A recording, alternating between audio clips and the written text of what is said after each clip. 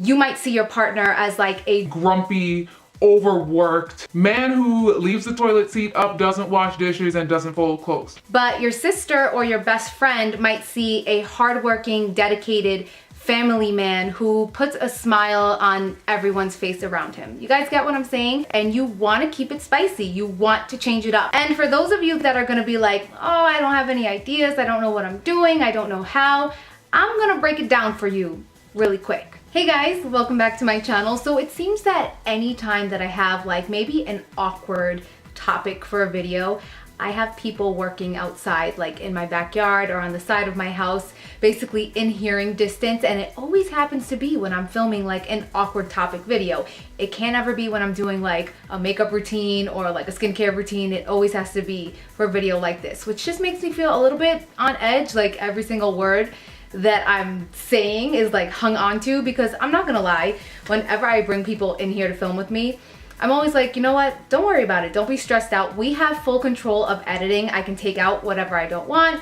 It's not like a live audience, but when there's people in like hearing distance from me, the pressure is on just a little bit more. Anyway, I'm gonna take one for the team, and if these guys are listening to what I'm saying in this video, maybe it's the type of advice that they can take home and apply to their wives and their relationships and their lives, because in today's video, we're going to be talking about 10 ways that you can kind of reignite the spark and the passion in, I'm not gonna say a dying relationship, but maybe a relationship that just kind of is lackluster. I feel like when you first get in a relationship, you're in that honeymoon stage, you're so in love with that person, you have those butterfly feelings in your stomach, and it's just overall really exciting. Then the longer than you're with that person, you kind of tend to fall into like an everyday routine and neglect that person in a way that you did not in the beginning. And I know that a lot of you girls write to me about this, and it is something that I personally feel can be resolved, can be fixed, but it's something that you both have to work on together. So this is the first video that I'm coming out with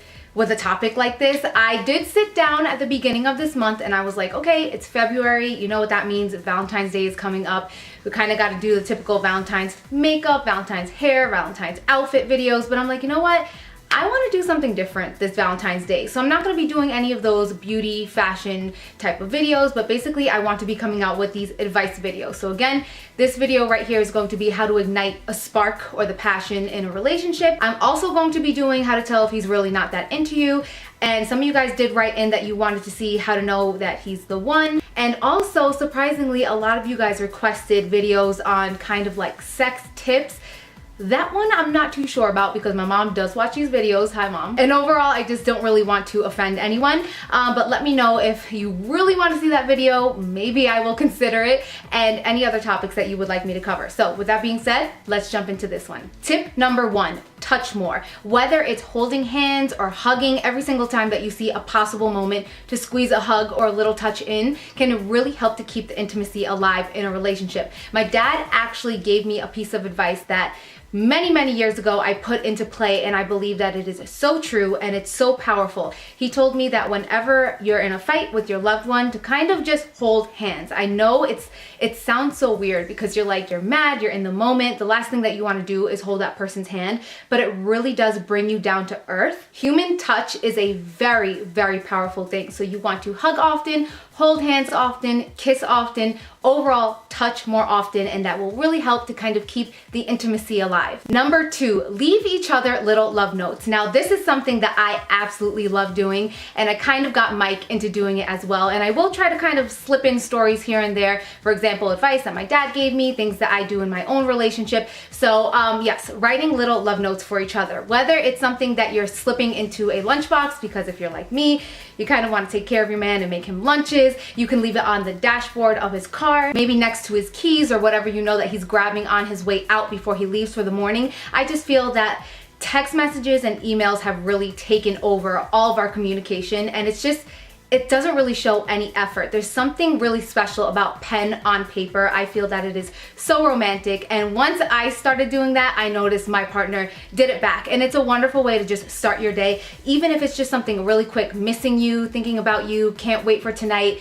2-3 sentences is all that it takes. Also, if you guys are having one of those days, and I'm not gonna lie, this happens to us all the time, we are some hot-headed people, where you're kind of just clashing, maybe you're both grumpy, you're both just in a mood, if you take a moment to go and read those notes or cards or whatever communication that you guys had with each other on one of those good days, it gives you a nice feeling. Maybe you'll start to forget why you were so mad in the first place, and it's just basically a mood changer. So definitely read those cards and notes and be sure to leave lots of them. Tip number 3 is be more unpredictable. In the beginning, when we start a relationship with someone, you're naturally more spontaneous, and I feel like it's really important to keep that alive no matter how long you're with someone. So for example, me and Mike will say maybe on a Monday or Tuesday night or during the week at 1 or 2 a.m., wake up, hop in our car, take a trip down to the 7-Eleven, get a tub of ice cream, come home, watch a show, like something that we just normally wouldn't do during the week. If that doesn't really work for you because you have a demanding job schedule, you could always say on a Saturday or Sunday, have a little staycation where you guys will go to a hotel that's maybe 5 minutes away from your natural habitat where you're at every single day of the week,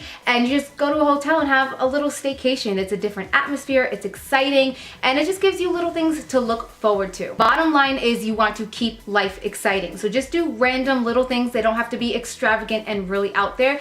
Just do little things to keep life interesting. That tip kind of goes hand in hand with tip number 4, and that is schedule moments to look forward to. Now, don't get me wrong. I know that a lot of people work Monday through Friday, and it's really hard to be spontaneous during the crazy work week, and come Saturday and Sunday, you're normally so exhausted from your work week that all you want to do is lay in bed and watch TV, and I love Netflix and chill. Like, that's an amazing thing to me. Don't get it wrong. Netflix and chill is definitely one of life's little pleasures, and I absolutely don't take it for granted, but it's not something that you want to do every single weekend. I think it's really important to make it a point to at least, I would say, 2 times a month, schedule special dates that are different from your norm, whether it's Netflix and chill or dinner and a movie, and those typical kind of routine dates that can get a little bit on the boring side. For example, you guys might want to go to a museum that you've never been to before, or go explore a nearby city. Mike is really into hockey, so we will make an entire day of going to a hockey game, and even though that's something that I'm not really into,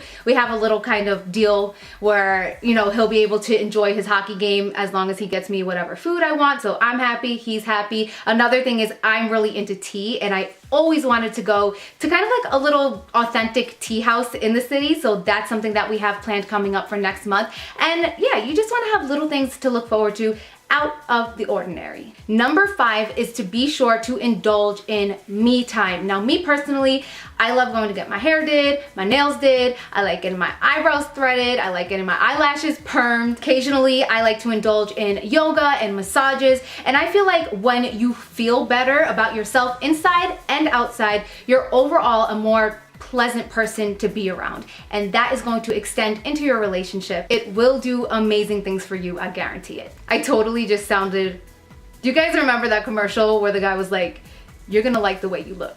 I guarantee it. I totally just reminded myself of him. Okay. Number 6 is purposely miss each other. Anything in too much in abundance, like too much of a good thing, is never good. You need to allow yourselves to have time away from each other to really miss one another.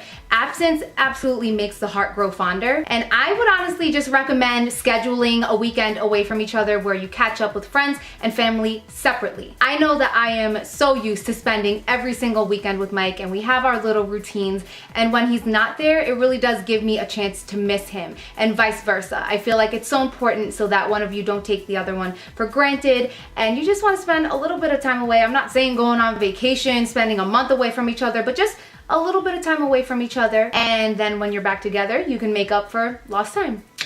Number 7, I would say to revisit the earlier days. This is one that is really important for me, and it's a lot easier for me because I do have a vlog channel where we basically documented like the week that we met, moving in with each other, going on vacation, holidays, like all of our important special moments, our very first Valentine's Day together. It's all documented, and when I actually sit down and watch those videos, all of the feelings kind of come back. Now, I'm not recommending for everyone to go out and start a vlog channel because I understand that those are very personal moments that most of us are not going to want to share with the entire world, but I do think it's important to kind of sit down with your partner and just reminisce on those old days. Maybe how you guys first felt the first time that you laid eyes on each other, or the first time that you guys went on a date with one another. You want to bring back those butterflies in your stomach type of moments. I feel that it is so important to communicate, talk.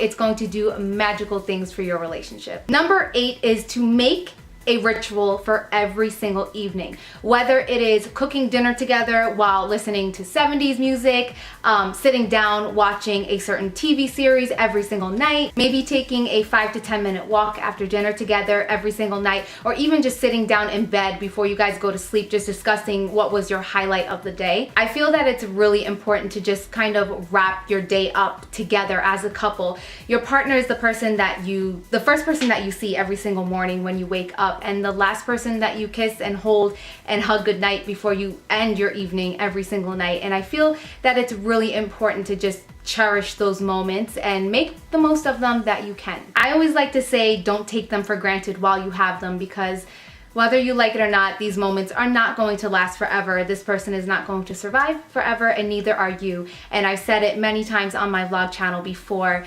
when you're sitting on your deathbed, whatever you're arguing about, is this moment really going to matter? I feel like it's very important to just pick and choose your battles. It's something that I am personally working on myself. At the end of the day, a lot of these petty things that we fight about are really not going to matter. And me and Mike like to really make it a point, and we don't ever leave the house mad at each other. You never know what, God forbid, could happen. So we do not go to sleep mad at each other ever, and we never leave the house mad at each other. So that's just kind of another little pointer that I'm throwing in there. Number 9 is get others' perspectives. I feel that sometimes we tend to look at our partners in a very negative lighting, and we tend to see the cup as half empty instead of half full. And don't go out there and put your information to whatever random friends that just want to gossip, because we know those people are pretty much everywhere. Be selective with who you discuss this with, whether it's a best friend, maybe your sister or your mom. And a lot of times you might see your partner as a grumpy,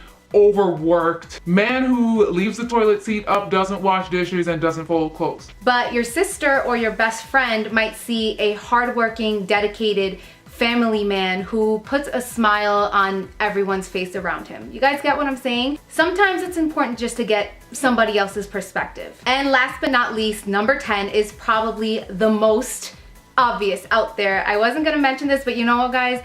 It's important, and I could make a video dedicated all about this topic, but again, I'm not really sure if we're going to go there. Sex. Sex is a very important part of a relationship, and you want to keep it spicy. You want to change it up. And for those of you that are going to be like, oh, I don't have any ideas, I don't know what I'm doing, I don't know how, I'm going to break it down for you really quick. Timing, toys, lingerie, movies, foreplay, fantasies, role-playing, flirtation, positions, location, and key point here, communication. All of that kind of jumbled up together will make you have an amazing sex life. And yes, it is so important. All right, guys, and we are going to go ahead and wrap up this video right here. I hope that this video did give you a little bit of inspiration. If you feel that your relationship is kind of lackluster at the moment, I feel that it's something that is very normal. It's something that you have to work at. You're not gonna have those, I'm not gonna say you don't have those butterfly feelings once you're with somebody for a long time, because I do personally feel that you can still have those feelings and get excited when they come home from work and to get dressed up and go out on dates. But it's just something that you have to work at a little bit more the longer that you're with somebody. So definitely do not lose hope. It does not mean that you're not meant to be together. Don't listen to all the negativity. It's worth giving a shot, but it has to be on both sides. I want to end this by asking you guys, what is your biggest tip on how to keep the passion and spice and excitement in a relationship alive? Thank you guys all so much for watching, and I will see you in my next one. Mwah. Bye.